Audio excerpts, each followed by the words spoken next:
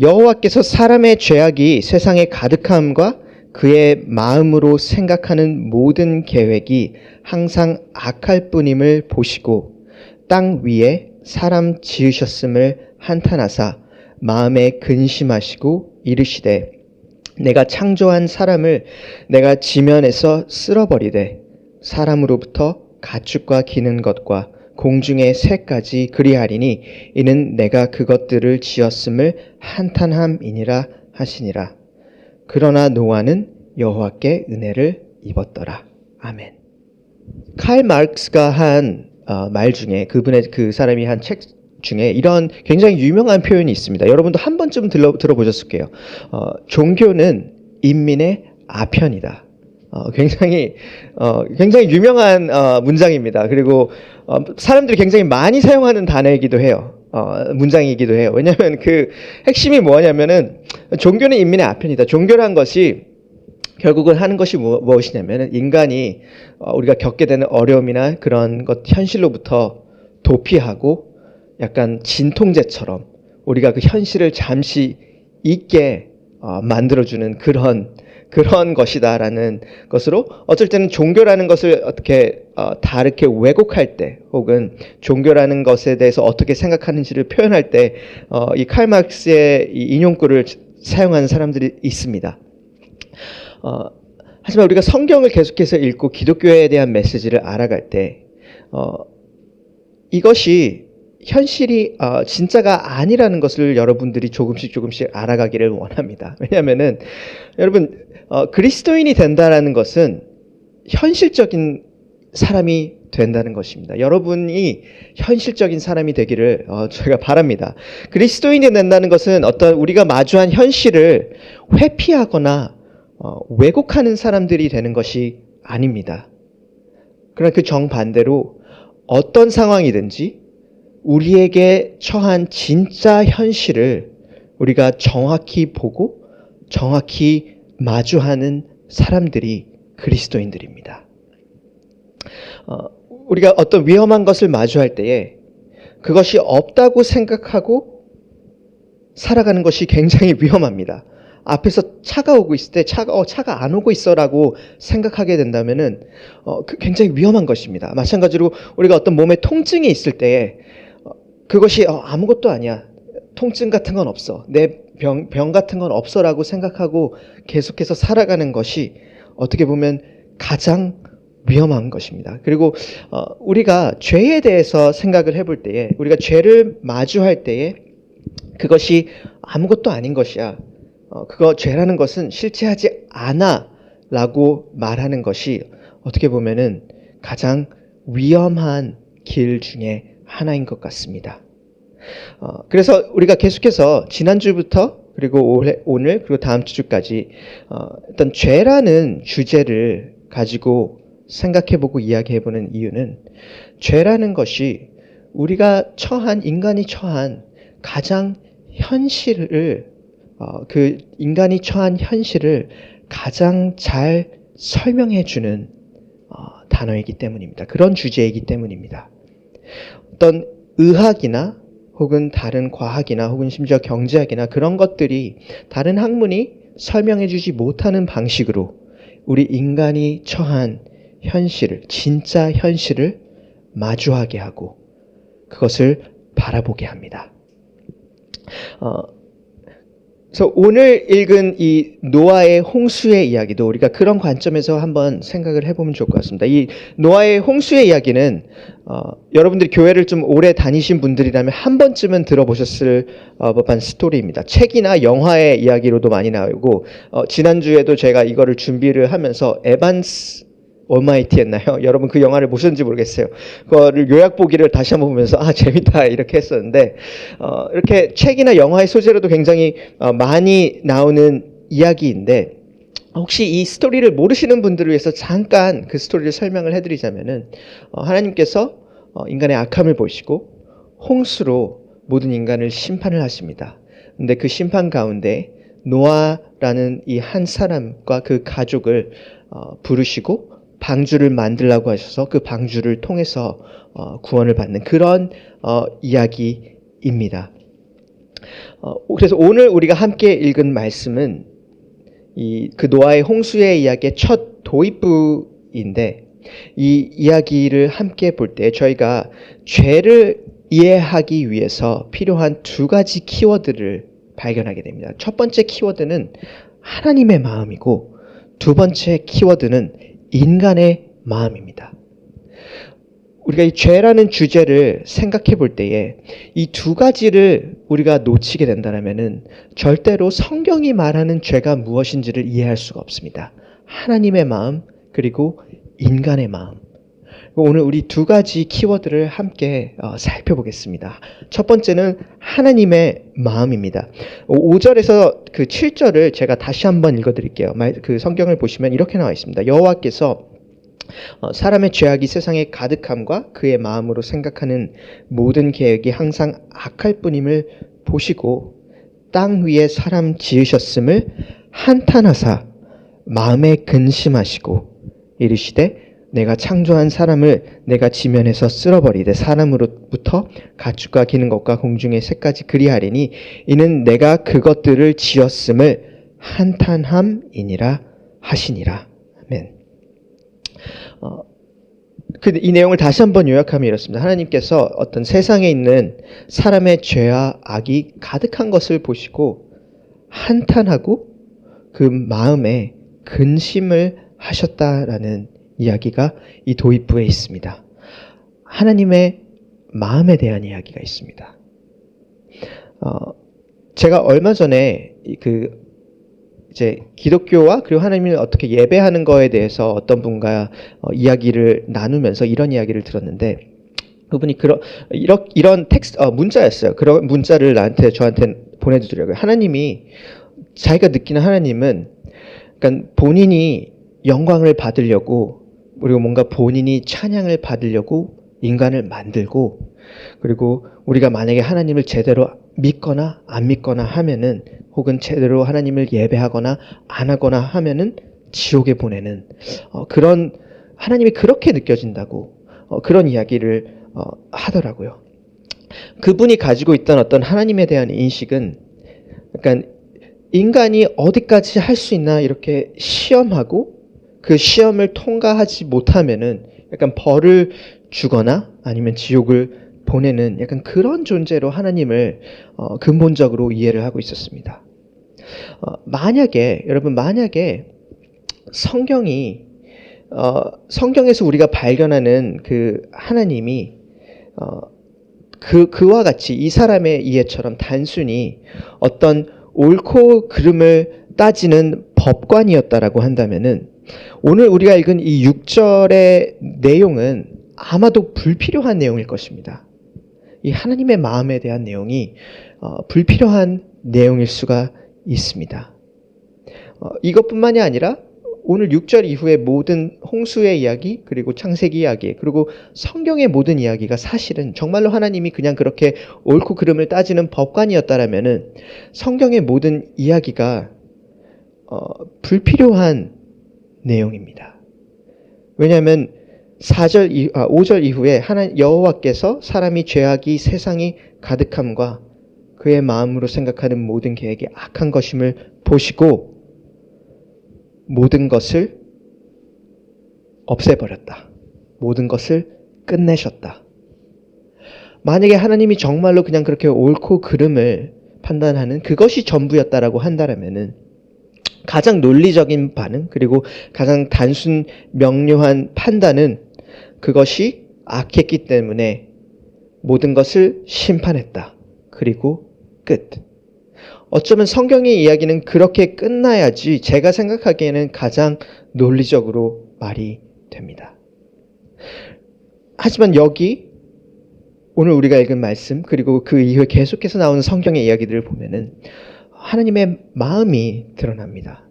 그분이 단순히 심판과 어떤 옳고 그름을 판단하고 거기서 끝이 나는 것이 아니라 그분의 마음 깊숙이 한탄하고 어떤 마음의 근심이 있다라고 말을 합니다. 참고로 이 마음의 근심이라는 이 번역은 제가 생각에 굉장히 좀 부드러운 번역인 것 같아요.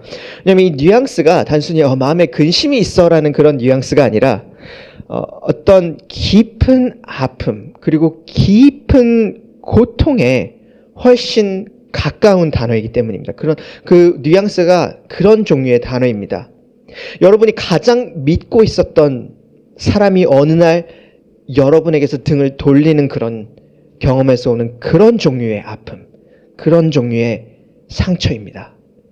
여러분이 가장 가까이 있는, 그것이 배우자든지 아니면은 자녀이든지 부모님이든지, 여러분을 정말로 가장 사랑하는 사람이 여러분을 더 이상 여러분을 배신하고 다른 사람들을 사랑하는 그런 경험에서 오는 깊은 상처와 깊은 고통, 그런 상처와 그런 고통을 의미합니다. 하나님의 마음, 하나님의 상처, 하나님의 깊은 고통입니다.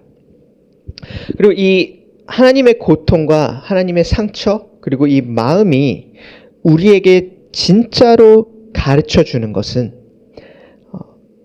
하나님께서 디자인하신 그분과 인간의 관계를 보여주는 것 같습니다. 그분께서 디자인하신 하나님과 인간의 관계. 아까 그 사람이 이해했던 것처럼 무엇인가 그분께서 부족하기 때문에 인간을 만드시고 자신을 채우기 위해서 우리를 만드신 것이 아닙니다. 이 세상을 만드신 것이 아닙니다. 그분 완전하시고 이미 완벽하신 하나님이시기 때문에 그분을 채우기 위해서 무언가를 만드신 것이 아닙니다. 하지만 그럼에도 불구하고 하나님께서는 당신이 만드신 그 인간과 어떤 굉장히 특별한 관계로 자신을 묶으셨습니다. 깊은 사랑과 그 깊은 충성과 정말로 마음 안에 있는 깊은 것들을 나눌 수 있고 진짜 하나님을 향유하고 우리가 그분과 함께 교제하고 그분을 예배할 수 있는 그런 존재로 인간을 만드시고 그리고 그분을 그 자신이 만드신 인간과 그런 종류의 관계로 묶으셨습니다. 그래서 성경이 말하는 이 하나님과 인간의 관계는 굉장히 특별한 관계입니다. 여러분, 단순히 창조물과 피조물 넘어서서 정말로 사랑할 수 있고 그리고 우리가 그분을 예배할 수 있고 그분을 누릴 수 있고 그분을 기뻐할 수 있는 그런 종류의 특별한 관계로 그분께서 자신을 우리 인간과 이렇게 묶으셨습니다. 그리고 그 관계 안에서 우리가 죄의 진짜 모습을 발견할 수가 있습니다. 여러분, 죄라는 것이 무엇입니까? 죄라는 것이 단순히 어떤 비윤리적인 것을 말하지 않습니다. 혹은 단순히 법을 지키지 않는 것을 말하지 않습니다. 많은 기독교인이 아닌 사람들이 그렇게 우리에게 질문을 할 겁니다. 왜냐하면은 이게 잘못된 게 아닌데 왜 우리가 죄인이라고 하냐? 내 삶에 그렇게 큰 잘못이 없는데 왜 기독교에서는 인간이 죄인이라고 말을 하느냐? 그렇게 우리에게 질문을 할 것입니다. 죄라는 것을 단순히 그렇게 비윤리적인 것 혹은 법을 지키지 않는 것이라고 생각을 했을 때에 우리가 당연히 할 수 있는 질문인 것 같습니다. 하지만 죄라는 것은 단순히 비윤리적인 것뿐만이 아니고 혹은 단순히 법을 지키는 것뿐만이 아니고 하나님과 인간이 가지고 있는 그 관계가 어떤 관계인지를 잊어버리는 것 그리고 그것으로부터 나오는 모든 것이 성경이 말하는 죄의 가장 기본 그리고 가장 근본인 것 같습니다. 하나님과 인간이 가지고 있는 그 관계가 어떤 관계인지 그것을 잊어버리는 것부터 나오는 모든 생각과 모든 행동과 모든 것 그것이 성경이 말하는 죄의 가장 기본 그리고 가장 근본입니다. 여러분, 오늘 여기에는 결혼하신 분이 한 분도 없지만, 여러분이 만약에 결혼을, 미안해요. 우리 에디, 미안해. 맞다, 몇 명 있네요. 죄송해요. 죄송합니다. 저도 결혼했네요. 아니, 몇 명 있습니다. 제가 하려고 했던 말이, 자녀가 있으신 분들이 아직 아무도 없지만, 아직 자녀가 있으신 분들이 아무도 없지만, 여러분 한번 자녀가 있다라고 생각을 해보세요. 그 부모와 자녀에서 오는 그 관계가 있습니다. 근데 하루는 여러분의 그 아이가 그 부모님의 아빠의 지갑에서 돈을 훔쳤다라고 생각을 해보세요. 굉장히 마음이 아플 것입니다. 굉장히 잘못한 일이고 잘못된 일이고 어떤 종류의 그 부모님들에게 분명한 상처가 있을 것입니다. 그 자녀가 어떤 잘못된 선택을 하거나 굉장히 그 스스로를 망치는 그런 선택을 할 때에 거기서부터 오는 상처와 어떤 어려움이 분명히 있을 것입니다. 하지만 두 번째로 만약에 그 아이가 잘못한 것뿐만이 아니라 그 아빠한테 와서 그렇게 질문한다고 생각을 해보세요. 당신 누구세요? 나는 아빠가 없어요. 혹은 저 지금 옆집에 사는 저 사람이 내 아빠예요. 당신은 누구예요? 라고 말한다고 생각을 해보세요. 첫 번째 어떤 그런 잘못한 것과는 전혀 다른 종류의 상처와 아픔이 그 가운데 있을 것입니다. 한번 조금만 더 생각을 해봐서 어느 날 이 아이가 집에 왔는데 마치 아빠가 내가 존재하지 않는 것처럼 행동하고 생활한다고 생각을 해보세요. 같은 집에 있는데 내가 마치 안 보이는 것처럼 나를 무시해요. 내가 무언가를 물어봤고 말하는데 대답이 없어요. 마치 내가 존재하지 않는 사람인 것처럼 취급을 합니다.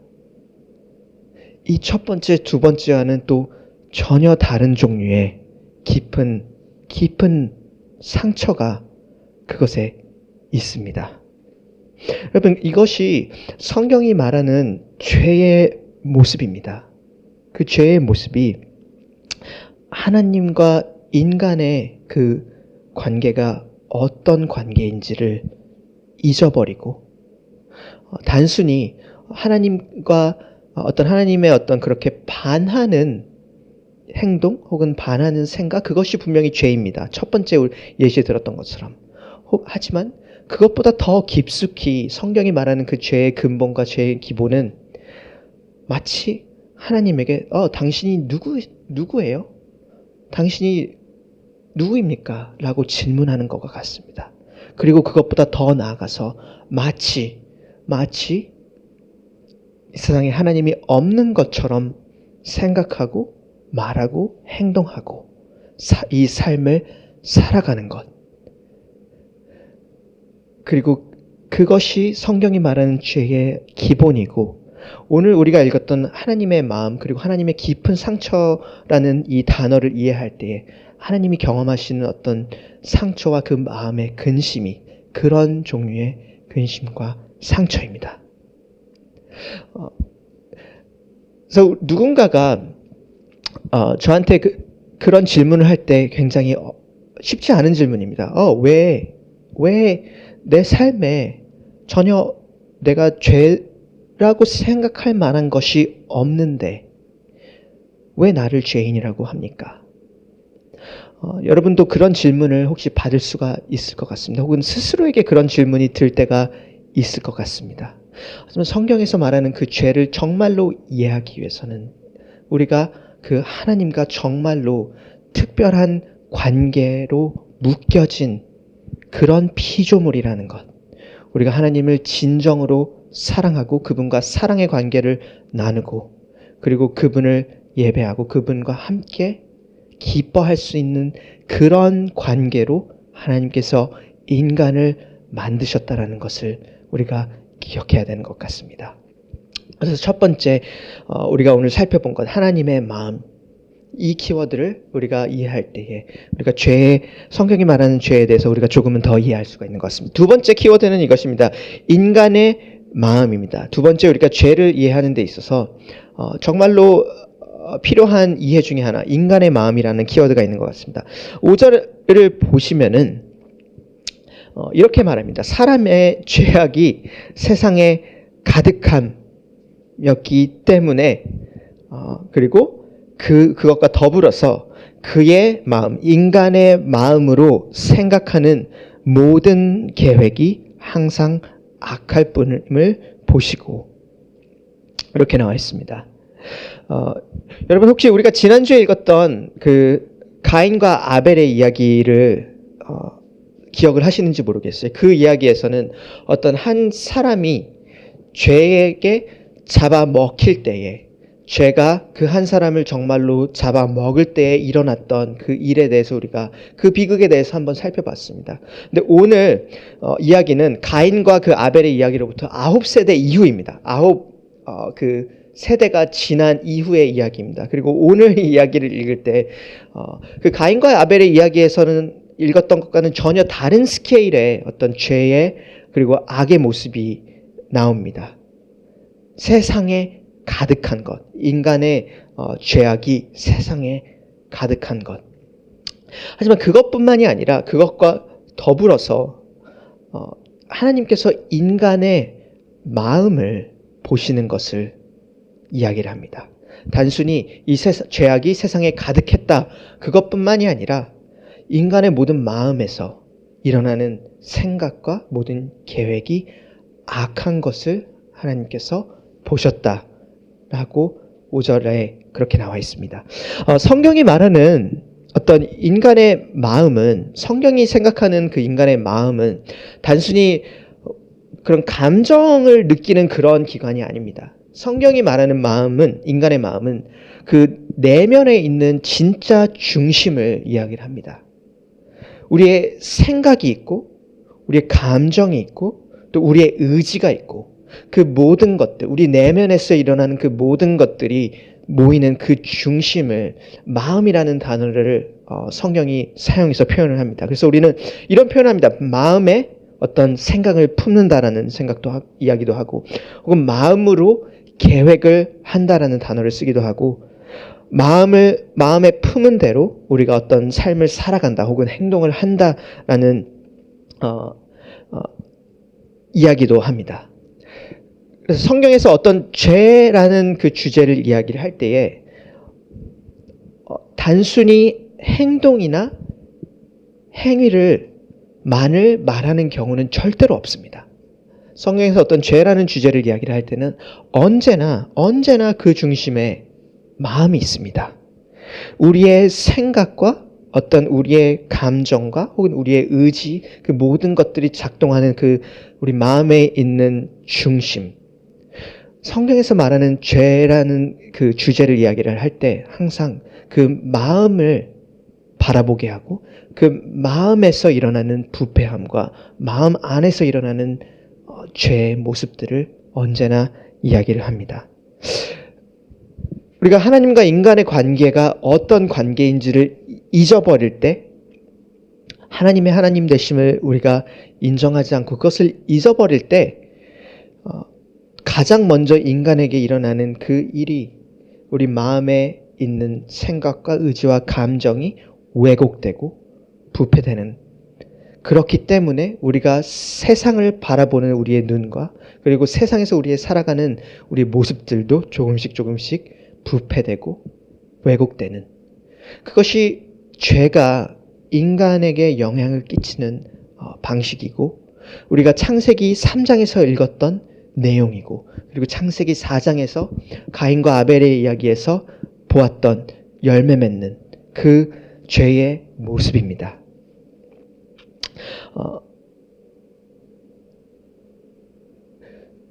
그래서 우리가 이 죄의 문제를 생각할 때 여러분에게 스스로에게, 그리고 우리 스스로에게 정말로 해봐야 될 질문은, 그리고 우리가 성경을 계속해서 읽으면서 해봐야 될 질문은 진짜로 이 인간의 마음 안에 있는 죄의 문제를 어떻게 해결할 수 있는가에 대한 질문입니다. 여러분, 정말로 그것을 어떻게 해결할 수 있습니까? 예를 들어 볼게요. 여기 어떤 사람이 있다고 생각을 해보세요. 이 사람이 이 마음 안에 어떤 그런 감정과 의지와 그런 생각들이 뭔가 누군가를 굉장히 때릴 때에 만족감을 얻는 그런 모습을 발견합니다.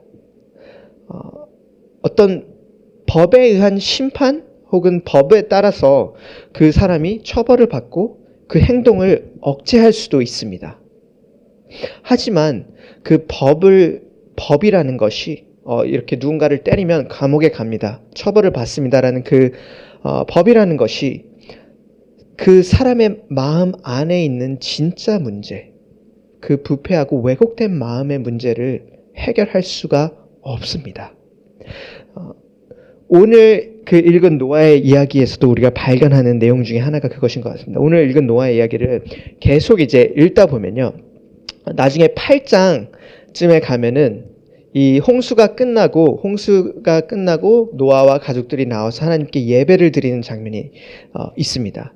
그리고 그 예배를 드릴 때에 8장 21절에 하나님께서 같은 표현을 또 하십니다. 내가 다시는 이제 사람으로 인해 땅을 저주하지 않겠다. 내가 다시는 이렇게 물로 심판하지 않겠다라는 약속을 하시면서 그 이유는 사람이 생각하는 것이 어려서부터 악하기 때문이다 라고 이야기를 합니다. 그래서 이 노아의 홍수의 이야기, 심판의 이야기를 처음부터 끝까지 읽고 나면은 이 질문에 대한 답이 잘 안 보입니다. 인간의 마음에 있는 그 죄의 문제를 진짜로 어떻게 해결합니까? 왜냐하면 우리가 노아의 이야기에서 그 홍수의 이야기에서 발견하게 되는 것은 심지어 이 하나님의 심판도, 하나님이 일으킨 엄청난 홍수도 인간의 내면에 정말로 뿌리 깊게 잡혀있는 그 죄의 문제를 해결하지 못했구나라는 결론이 나오기 때문입니다. 이 홍수의 이야기, 하나님께서 홍수로 죄악이 가득한 인간들을 심판하시는 이 이야기의 어떤 핵심은 하나님의 심판이 있을 테니까 너희 마음을 이제 고쳐 먹어라 라는 것이 메인 메시지가 아닌 것 같습니다, 여러분.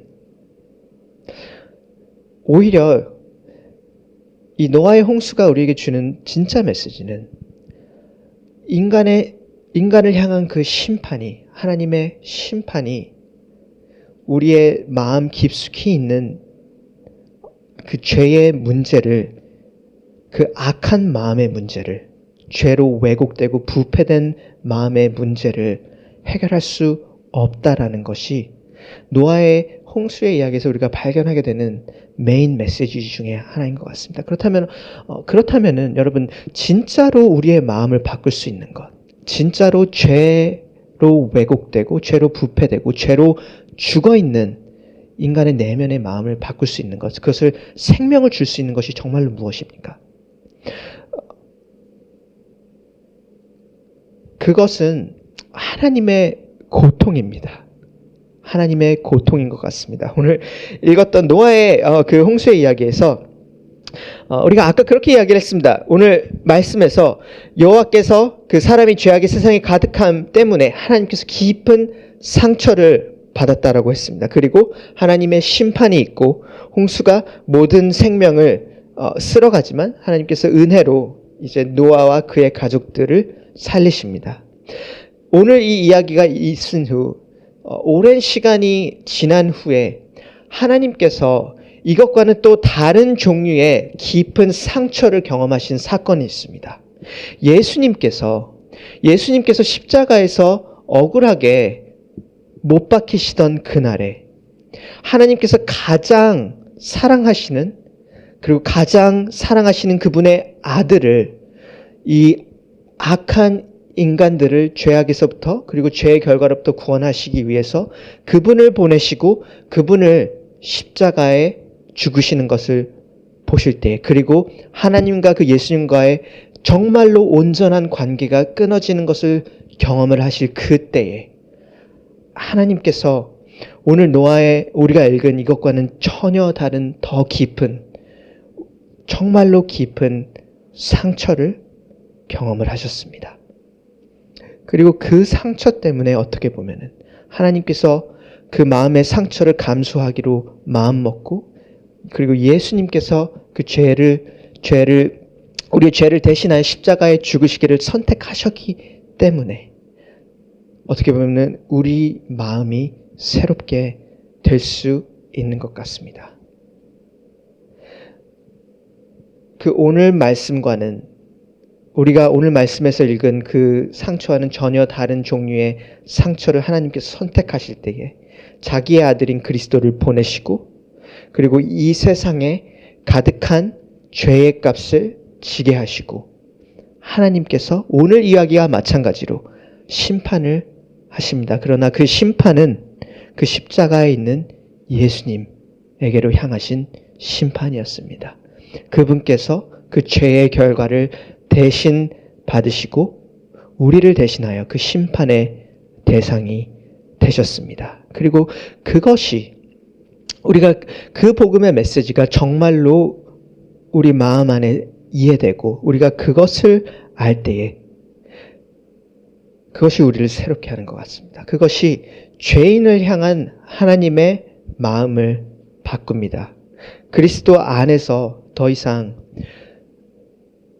우리가 어떤 하나님께 깊은 아픔과 고통을 주는 존재가 아니라 기쁨을 주는 존재로 바뀝니다. 그리스도 안에서 살아계신 하나님과 우리와의 관계가 변화되고 그 진짜 살아있는 하나님과의 관계가 매일매일 우리의 마음을 새롭게 하고 우리의 생각을 새롭게 하고 우리의 의지를 새롭게 하고 우리의 감정을 새롭게 합니다. 그래서 여러분, 한 주간 살아가면서 그런 순간순간들이 있을 거예요. 우리 마음의 어떤 그 죄의 모습들 혹은 마음 안에서 그런 문득문득 내 안에 있는 어떤 모습들과 죄의 모습들을 발견할 때에 내면 깊숙이 있는 그런 모습들을 발견할 때 문득문득 여러분에게서 그런 생각이 들 거예요.